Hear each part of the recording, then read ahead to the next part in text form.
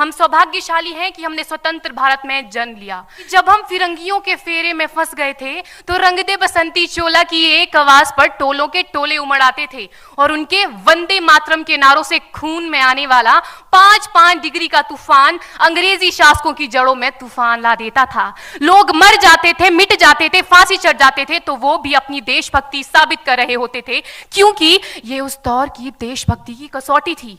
उसके बाद 62, 65 और 71 के युद्धों में अपना सुहाग गवा देने वाली औरत, जब घर के हालात ये हो जाया करते थे कि प्यार भी भरपूर गया, मांग का सिंदूर गया, नन्हे नौनिहालों की लंगोटियां चली गई, छोटी छोटी बेटियों की चोटियां चली गई, बाप की कमाई गई, भाई की पढ़ाई गई, ऐसा एक विस्फोट हुआ पता ही चला नहीं, पूरे जिस्म की ही कई बोटियां चली गई। और आपके लिए तो एक आदमी मरा है साहब, किंतु मेरे घर की तो रोटियां चली गई, मेरे घर की तो रोटियां चली गई वाले हालात पैदा हो जाने के बावजूद भी एक माँ अपने बेटे को सरहद पर दुश्मनों की धज्जियां उड़ाने के लिए भेज देती थी और उसे पत्र लिखाकर ये भेजा करती थी कि अम्मा ने खत लिखा है बड़े ही चाव से, पुत्र मेरे ना घबरा जाना, 1 इंच भी पीछे ना हटना, चाहे इंच इंच कट जाना, चाहे इंच इंच कट जाना। मैं नहीं मानती कि फेसबुक और व्हाट्सएप की डीपी को 3 रंग में रंगना ही देशभक्ति है। और यदि आप कहेंगे कि साल में 2 बार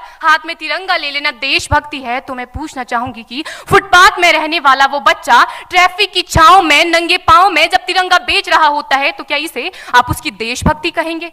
ये उसकी देशभक्ति नहीं, उसके पेट के भूख की शक्ति है जो उसे ऐसा करने पर मजबूर करती है। क्योंकि ना मस्जिद को जानते हैं, न शिवालों को जानते हैं, ना मस्जिद को जानते हैं, न शिवालों को जानते हैं, जो पेट के भूखे होते हैं ना, वो सिर्फ भोजन के निवालों को जानते हैं, वो सिर्फ भोजन के निवालों को जानते हैं। कि हर देशद्रोही ये समझ सके कि अगर तू परिंदा है तो ये आसमान तेरा है, अगर तू दरिंदा है तो ये शमशान तेरा है, भाईचारे से रहना है तो रह इस जमीन पर, वरना ये कब्र भी तेरी है और यही कब्रिस्तान तेरा है और यही कब्रिस्तान तेरा है। लेकिन एक देशद्रोही से ज्यादा देशभक्ति तब आहत होती है जब एक बेटा अपने बूढ़े माँ बाप को वृद्धाश्रम की चौखट पर छोड़ आता है। करा उठती है वो देशभक्ति जब मुसीबत में फंसे लोगों की जान बचाने से ज्यादा हम सेल्फी लेकर अपने लाइक बढ़ाने में लगे रहते हैं। आज के इस दौर में वो युवा जिनके ऊपर जिम्मेदारी थी अपने देश, अपने समाज, अपने राष्ट्र की आशाओं को बांधे रखने की, वही युवा अब 4x4 इंच की छोटी सी स्क्रीन पर अपनी कोमल अंगुलियों के घर्षण मात्र से अपनी भावनाओं की इमोजी भेज रहा है। 4 बोतल वोट का काम मेरा रोज का ने भारत का भविष्य तबाह कर रखा है। ना सरकार मेरी है, ना रब मेरा है, ना सरकार मेरी है, ना रब मेरा है, और ना ही ये बड़ा सा नाम मेरा है। बस इतनी सी बात का गुरूर है मुझे कि मैं भारत की हूं और ये भारत मेरा है और ये भारत मेरा है। परंतु एक वैचारिक बीमारी हमारे समाज में मुझे नजर आती है। कहा जाता है हम दुनिया के सबसे बड़े लोकतंत्र हैं, जहां हिंदू पैदा होते हैं, मुस्लिम, सिख और ईसाई भी पैदा होते हैं, लेकिन बदकिस्मती है अब इंसान पैदा नहीं होते। और मेरे विचारों में ना हिंदू की जरूरत है, ना मुसलमान की जरूरत है। राष्ट्र निर्माण के लिए केवल अच्छे इंसान की जरूरत है, केवल अच्छे इंसान की जरूरत है। जरा सोच कर देखिए, ये पेड़ पौधे और शाखाएं भी परेशान हो जाएं अगर परिंदे भी हिंदू और मुसलमान हो जाएं।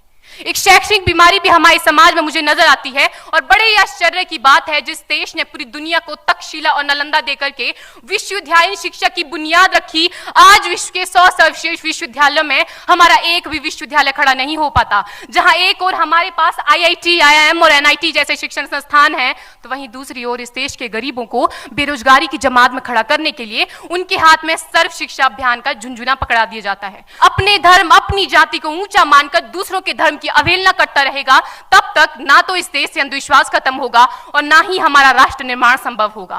हमारी संस्कृति, हमारी सभ्यता को दुनिया ने शीश नवाया है, तो क्यों आस्था के नाम पर हमने अंधविश्वास फैलाया है? और मैं सैल्यूट करना चाहूंगी सरहद पर दिन रात हमारी रक्षा के लिए खड़े हर उस जवान को, इस देश की पुलिस, प्रशासन और किसान को, और इस देश के हर उस व्यक्ति को जो अपना काम पूरी ईमानदारी, पूरी मेहनत और पूरी लगन से करते हैं, जिनके बिना राष्ट्र निर्माण की कल्पना करना भी असंभव सा लगता है। खून कहो किस मतलब मतलब का जिसमें उबाल का नाम नहीं, वह खून कहो किस मतलब का आ सके देश के काम नहीं, वह खून कहो किस मतलब का जिसमें जीवन न रवानी है, जो परवश होकर बहता है वह खून नहीं है पानी है। उस दिन लोगों ने सही सही खून की कीमत पहचानी थी, जिस दिन सुभाष ने बर्मा में मांगी उनसे कुर्बानी थी। बोले स्वतंत्रता की खातिर बलिदान तुम्हें करना होगा, तुम बहुत जी चुके जग में लेकिन आगे तुम्हें मरना होगा। आजादी के चरणों में जो जयमाल चढ़ाई जाएगी वह सुनो तुम्हारे शीशों के फूलों से गूंथी जाएगी।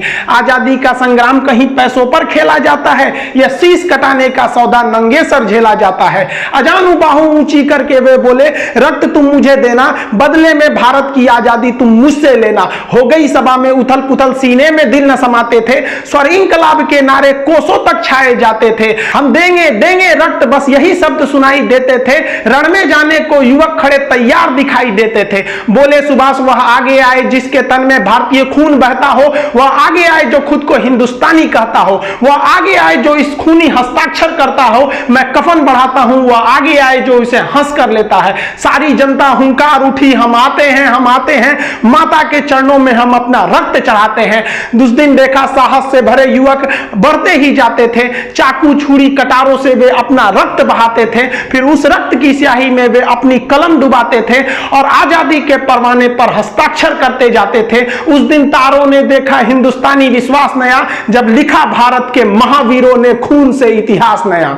आप सभी देशवासियों को स्वतंत्रता दिवस की हार्दिक शुभकामनाएं। यह स्वतंत्रता दिवस हमारा हमेशा बरकरार रहे। हम लोगों को ये जो आजादी मिली है, ये इतने आसानी से आजादी नहीं मिले।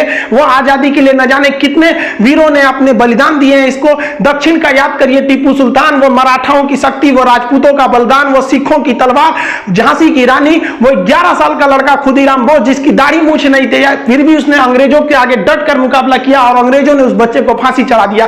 वो सुभाष चंद्र बोस याद कीजिए, वो भगत सिंह, चंद्रशेखर आजाद, अशफाकुल्लाह खान, राम प्रसाद बिस्मिल, न जाने कितने वीरों ने इस देश को सींचा है अपने रक्त से, तब हमें ये आजादी मिली है। लेकिन आज भी अशिक्षितता के अभाव में, अशिक्षितता के कारण हम इस आजादी को अच्छे से नहीं ले जा पा रहे हैं। जितना देश को आगे जाना चाहिए, अभी भी देश को आगे ले जाने की जरूरत है।